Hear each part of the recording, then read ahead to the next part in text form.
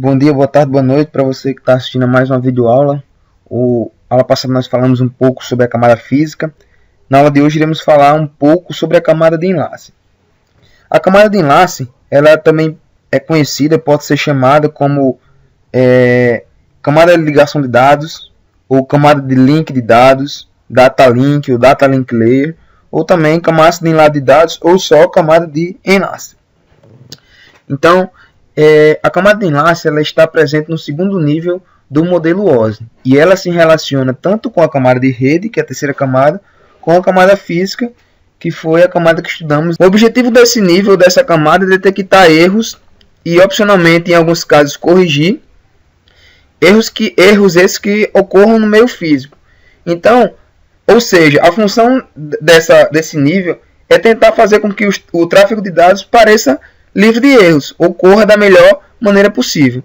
E também esse nível ela tem função de traduzir as informações da camada de rede para serem enviadas para a camada física, ou seja, eu recebo uma informação, uma mensagem da camada de rede, que é a terceira camada, e transformo ela e traduzo ela para que a minha camada física entenda essa mensagem. Então essas mensagens elas chegam na camada de enlace através de frames ou quadros. Nós vamos ver mais à frente, mas um quadro ou frame ele possui um cabeçalho que diz o endereço de origem e de destino, ou seja, de onde vem e para onde vai aquela mensagem. Então, qual a vantagem de eu enquadrar minha mensagem? É porque eu vou ter um gerenciamento muito maior dos quadros se porventura algum computador meu falhar. Mas também eu possuo uma desvantagem aí, que eu posso fazer com que haja uma sobrecarga na minha rede. Então, isso não vai ser legal.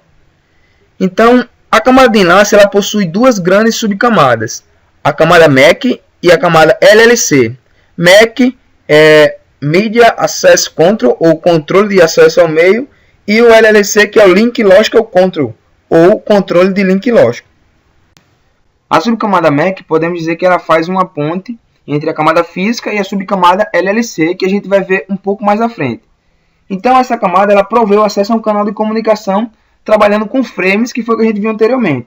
Nesses frames são atribuídos cabeçalhos nos quais possuem endereçamento físico, de origem e de destino.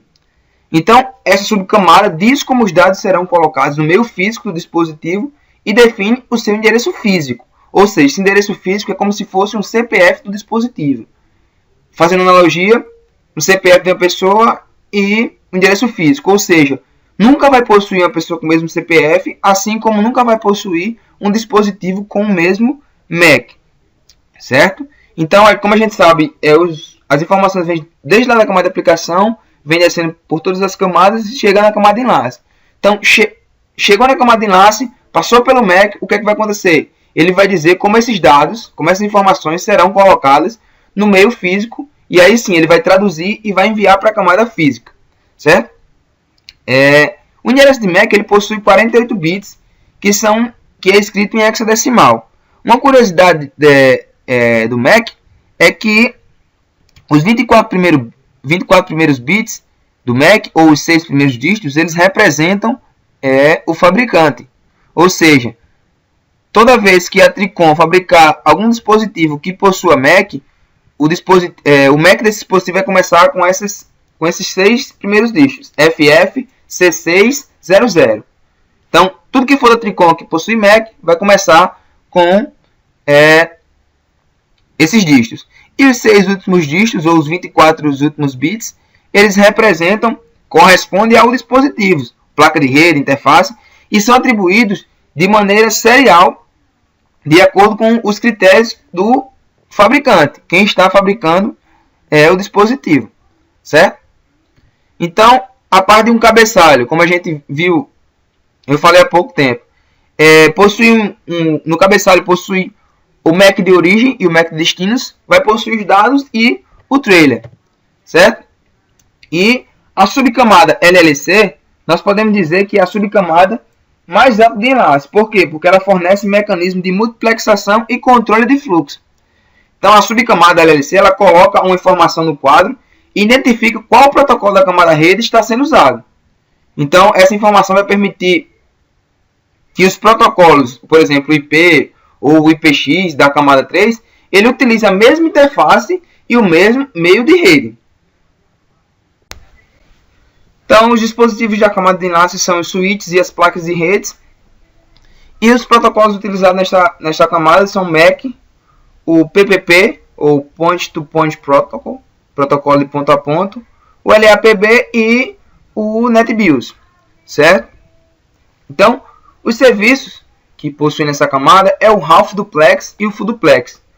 Uma comunicação dita Half Duplex, ou também ela pode ser chamada de Semi-Duplex, quando temos um transmissor e um receptor, sendo que ambos podem transmitir os dados, porém não simultaneamente. A transmissão é no sentido bidirecional. Então eu vou mostrar uma imagem para ilustrar para vocês. Então, numa comunicação via walk-talk ou rádio, então como é que ocorre? Eu falo, testando o câmbio, solto o botãozinho e o receptor vai ouvir. Depois que ele ouvir que eu falar, aí é que ele vai falar. Então nunca é permitido uma comunicação simultânea ao mesmo tempo. Eu não posso enviar e receber dados ao mesmo tempo. Ou eu envio ou eu recebo. Diferentemente da comunicação que é dita como Full Duplex, quando temos um transmissor e um receptor e os dois podem transmitir simultaneamente os mesmos sinais. E a transmissão é bidirecional. Isso ocorre, por exemplo, no telefone. Se você está falando num telefone com outra pessoa, as duas podem falar ao mesmo tempo. Pode ser até que a pessoa não entenda devido a falar, mas só uma ilustração. As duas pessoas podem falar ao mesmo tempo, diferentemente do exemplo anterior que vimos do walk-talk ou rádio. Então, por hoje é só. Falamos um pouco sobre a camada de enlace. Próxima aula falaremos um pouco sobre a camada de rede. E espero que tenham gostado e fiquem com Deus.